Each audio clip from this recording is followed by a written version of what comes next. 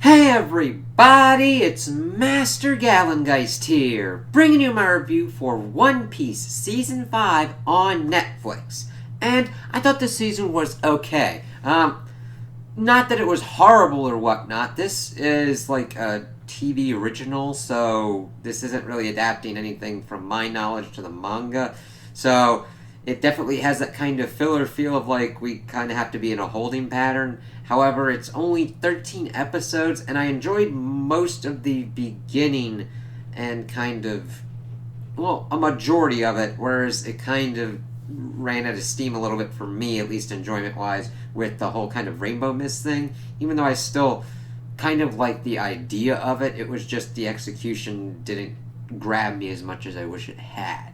I did like them looking in at certain characters, getting into some kind of background stories of like Chopper, getting back to Nami's whole bit with like the map, getting a look at like Zoro as he's like tooling around and everything, Sanji doing stuff with his cooking and all that.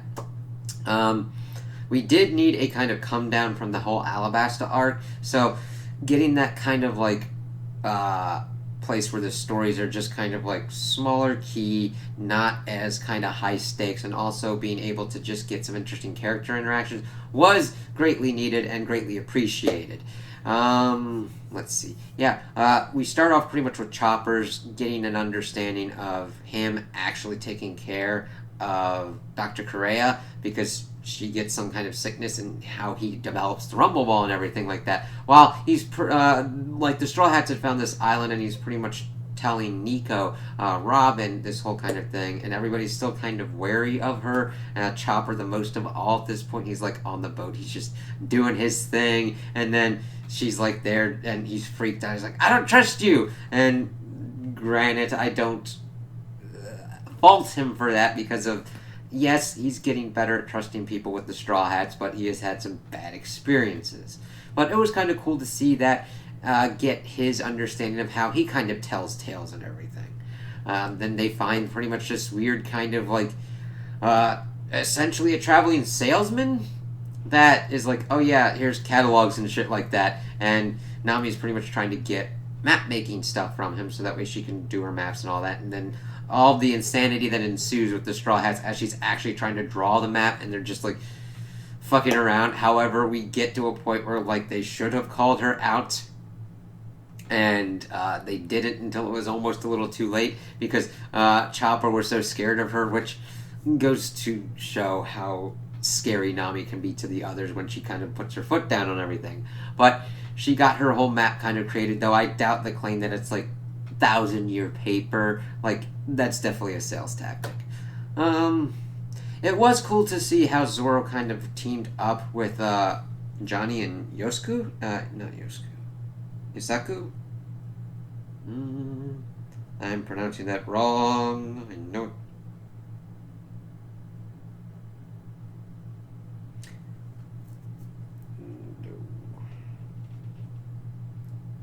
Yusaku. Yeah.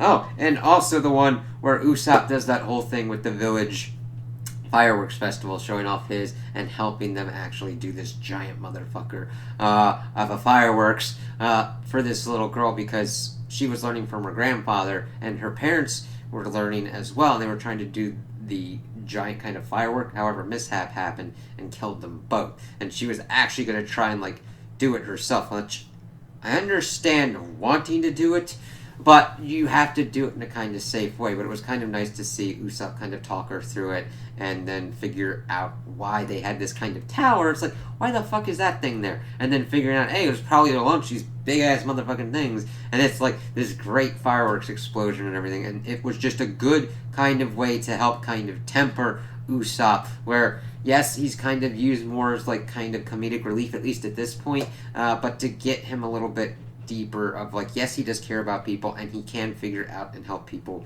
when he really wants to. He just has to beat that overwhelming sense of running away from certain things. Even though trying to live for another day is a good kind of idea, like a good sentiment to have in somebody, you have to be careful that it doesn't go to the extreme of like you let people pretty much just die when you have the capability to help them, even though you just smell the barest whiff that you're gonna like get in danger. We do see him kind of conquer that kind of stuff also in the Alabasta arc of getting pretty much his body completely and utterly broken by like 4-ton fucking bat. But it's nice to kind of see him kind of building up for that kind of stuff here. Let's see. The Sanji one was interesting to see, like, this little kid, as he was the more main focus, and Sanji's kind of teaching style. It's really strange that one actually gave me, like, okay, I do want to see him, like, get through his dream and everything, but I do honestly think he would be a very good teacher because he balances it out for what he needs to do. The kid knows and has observed cooking things, and he's able to give him hints without overtly doing it for him or explicitly telling him what he needs to do. It was just a cool kind of thing and a cool kind of added layer of depth for Sanji, where it's usually like, hey, yeah, I can do this and I can beat ass and everything. It's like, oh, pretty girl. It's like, ooh, that's going to be a weakness that you really have to kind of, like, deal with. Same with, like, Luffy and eating constantly. Now, granted, I don't mind eating eating. You need to do it to survive. But he is, like, the biggest kind of glutton ever. It's like, yes, time to eat now. It's like, you've already eaten. Or you've eaten all the food. But seeing the kid be able to go through and use all of the techniques that he had learned from the chef with the guidance of Sanji, and then serving it at this Marines captain's kind of lunch, and everybody was like, wow, this is really good, was really kind of cool for the kid, because he has the same dream as Sanji to see the All Blue, and that's why he had joined the Marines and everything. And of course, seeing Luffy kind of like tooling around the ship before everything goes nutty was funny as well. Let's see, boom. Then we get this kind of little thing where they get on this island and they're being chased by these Marines. We see this one kind of lieutenant, and he's looking for something pretty much. He's kind of wary of going after the Straw Hats, especially with Luffy having taken down Crocodile and that kind of legend spreading, which I've already kind of gotten a little bit into the next season, and I'll have to see how that kind of works out, because granted, I understand that information flows a little bit differently, and the Straw Hats don't exactly know how their bounties have changed at this moment, so I'll definitely give leeway there. But these Marines are definitely wary of them, and like, I don't know if I'm going to mess with these guys, because that's a pretty big thing, taking out a warlord of the Grand Line. And we see that they pretty much get onto this island, check stuff out, because there was pretty much this kind of whirlpool of everything and kind of like Grand Line dangers that have been around that island. And we find this old dude, and they're like, what the fuck's going on?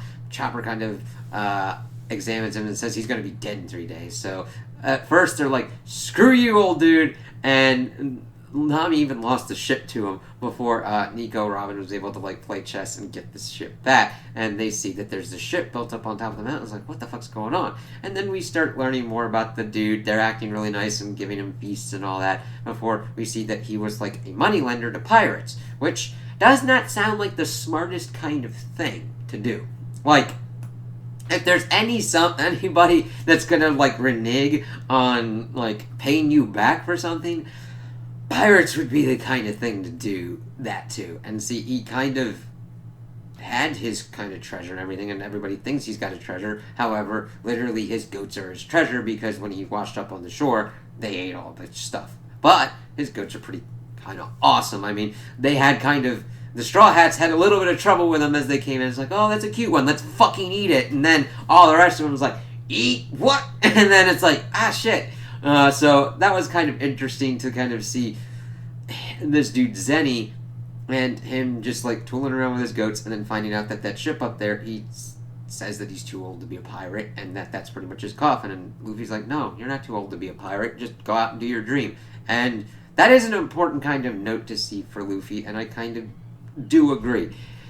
However, yes, he might have challenges, especially we learned that he has seizures, even though Chopper's talking about his heart being weak. I mean, granted, that those two could go hand in hand, because of like improper blood flow throughout the body could lead to that kind of stuff. It was just kind of weird. I'm like, all right. And he's not dead within the 3-day time limit, and it's like, okay, and Chopper like makes medicine from everything, but not pirates, the Marines pop up, and this dude's like, I'm gonna do this, and this captain's telling him to kind of go after the Straw Hats and all that, but he's like, I'm gonna get this treasure and shit. He doesn't know that, of course, there is no treasure. And so we see that Nico helps Zenny kind of launch his boat. They get their goats, they tussle with them, and the thing is, Luffy's kind of out of action for a little bit because he's pretty much almost drowned because Luffy doesn't think about that stuff, and Zoro has the worst sense of direction in this. It's funny, he keeps trying to find places. Like, he literally had seen where Luffy went, but he, for some fucking reason, was swimming another direction and gets hit by the Going Merry at one point. It's like, oh my god. But the goats are fighting the Marines and everything. They pretty much get everything done. Zenny's alright. They kind of let him go off, and because the Straw Hats have pretty much taken care of this lieutenant that's pretty much doing pirate roles, the captain's like, alright, pick where you want to have your battle with us. And then Luffy just points over, and the ships get destroyed, and it gets us to the next kind of arc. I did like that to kind of see how Luffy's kind of dream of, and his view of dreams, influence and shape other people's, as we see that Chopper made a lot of medicine to help him kind of like manage his seizures, even though it's not going to help him or cure him. Which I love seeing Chopper still worry about Zenny and be like, I couldn't cure him. You know what I mean? Like, he wants to help him and have him, like, be that kind of cool pirate old dude, and it's just nice to see how caring Chopper is. He's quickly becoming one of my favorites of the Straw Hats, even though I like them all and like to see all the different kind of characteristics and depths and changes and growths that they'll go through on this journey. So that was kind of nice to see, and see how Luffy like got him to be like, you still have your dream, you're still alive, go for it. Granted, there will be other kind of challenges for you since you're older than normal, and you've just got a whole complimentary crew of goats, but go for it. And it's just like, alright, I'd like seeing that kind of stuff going on. So then we get to the whole kind of Rainbow Mist, which I kind of like that they kind of tied it back into one of the books that like Nico got from Alabasta. And there's this whole thing about this mysterious mist that leads to Ape's Concert, which is this like ship's graveyard that's supposed to have all of this treasure. Let's see here. And let's see. Luluka. That's the island that they kind of have to deal with because they get away from these Marines that do factor into the story later, and they get there and they're supposed to pay these taxes. However, these taxes are not really taxes, it's just a pirate dude who's pretty much styled himself as mayor and is just extorting the citizens. And also using this scientist dude Henzo to research the Rainbow Mist and get an Ape's Concert and get all the treasure out of there. It's like, screw you. He's like been there for a while. He's got a son and he's got a grandson. Sanji has to deal with the dude with the electrified kind of armor, and just him not understanding how to deal with this dude, and Nico eventually at the end pretty much being like, yeah, just unplug the dude. You there's literally just a dude on a motherfucking bicycle. Come on, guys. Like, you can be like, yeah, I want to beat that dude, and Zoro's like, yeah, I'm gonna cut that electricity. It's like, I admire your ideas and your fortitude and your persistence, but you gotta kind of understand what that would entail. Especially since the dude's like right there. And then we also got dudes pumping stuff in with a fucking flamethrower armor kind of thing going on. But we see that like there's taxes on kind of like everything. Luffy's eating, but he then pawns it off on Usopp. But then eventually the Rainbow Mist pops up. Henzo's like, holy shit, I gotta get in there. And he's like trying to tool in with his little boat. We see this other boat pop in, and he asks the rest of them, like Luffy, Nico, and well, Zoro's asleep at this point. He was pretty much watching the ship.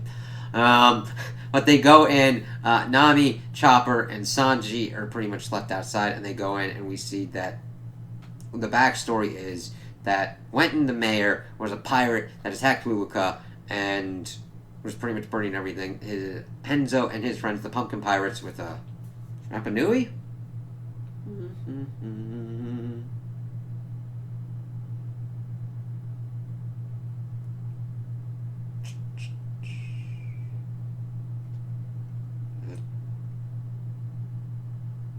Rapa Nui. He's kind of the leader. The Pumpkin Pirates, when Henzo 50 years ago, everything was kind of going down, and they pretty much stole Wenton's ship with one left of his crew on there, and Henzo actually bodied Wenton and took him over the ship and be like, I'll get you guys out. And he's been working 50 years for his friends to save them. And that part I like. I'm like, wow, that is dedication. That's true friendship. They get inside the Rainbow Mist and he sees his friends and they haven't aged a day. And they actually have the one dude locked up. They're trying to figure out how to get out of there. It's like, what the fuck? This is not working out right. Luffy's, of course, playing around and fucking accidentally tanks Rapa Nui, and they kind of get stuck in between spaces to a degree. They're kind of a little bit loose on, like, this pretty much folding of space and time, and that's kind of alright. I mean, it's not as important to the story as they kind of pretty much get outside, as they pretty much use the Rainbow Tower, because Chopper and Sanji pretty much got fucked over, and Nami pretty much used this pretty much rope to connect it to the outside world. This was the, like, safety system that Henzo had, which sounds stupid, but on a basic scientist level, when you don't understand exactly what you're dealing with, simple sometimes is the best kind of scenario to kind of go with. And she goes in there, they were gonna, like, pretty much have a pull her out, but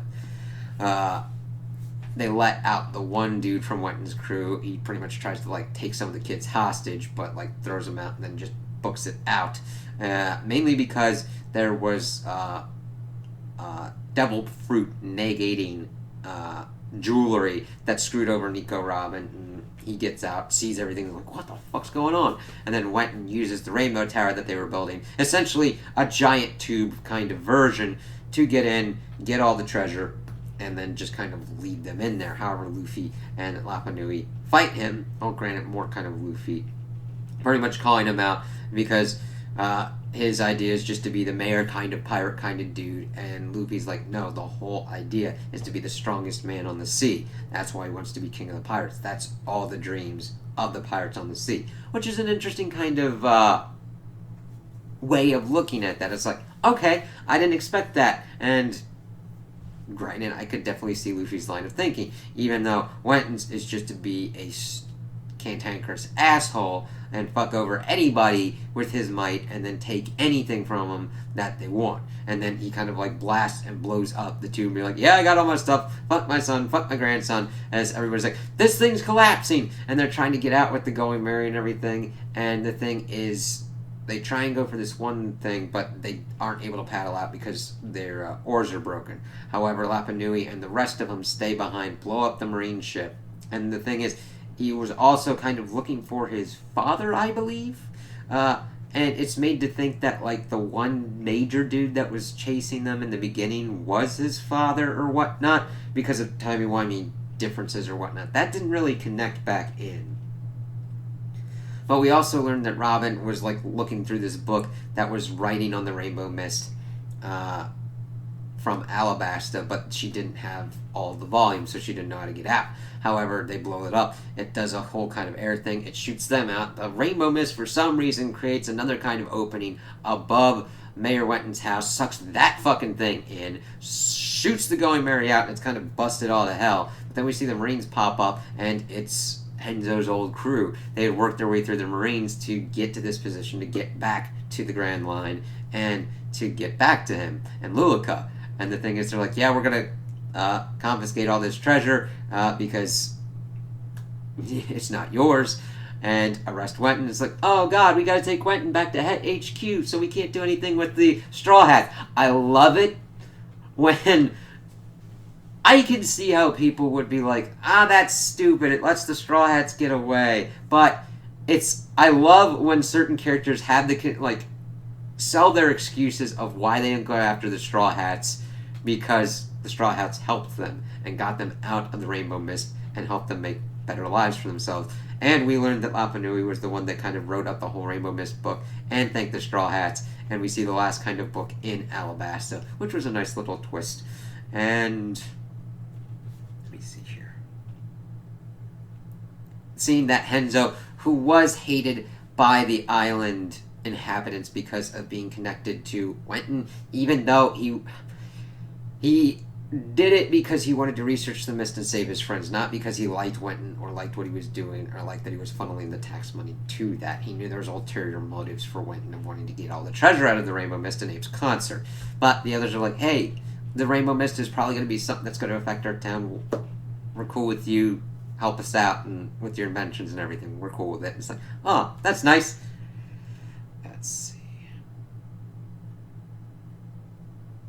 But it was cool that the Marines and the Pumpkin Pirates let the Straw Hats go on their way, and that's leading us to the next kind of arc.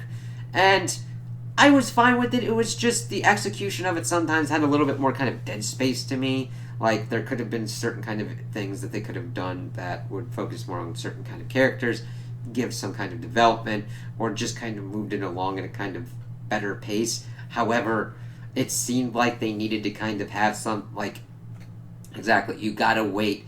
You gotta kind of stretch some shit to wait for the next kind of chapters to come out so that way you got stuff to adapt better. I totally get that.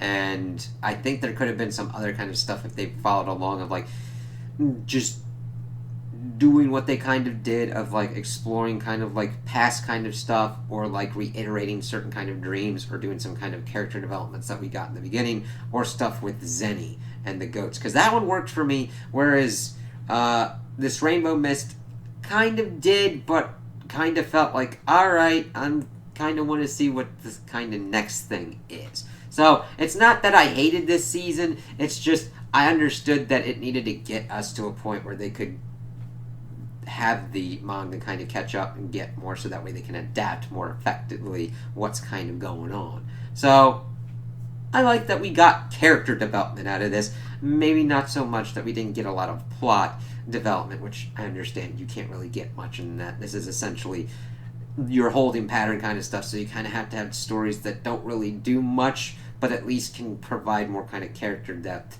for characters, like Luffy with Zenny and with the kind of Rainbow Mist and everything. So I'm definitely looking forward to the other seasons and where our characters will be going, and still would recommend it. I mean, I've watched worse anime, like just seasons by themselves, or just like shows are like, sweet good God, like this was fine for me, and I'm like, yeah, I'm still on board with the Straw Hats. I'm still loving the characters, loving the setting, loving to see what other insanity ensues on the Grand Line. So, yeah, you get more kind of character development out of this one, not so much plot. So if you're in that and you're like, I kind of want some more plot, I could definitely see some people being like, you could potentially just kind of like skip this, unless I learn at some point that there's stuff that happens in here that is very plot relevant. So that could definitely change.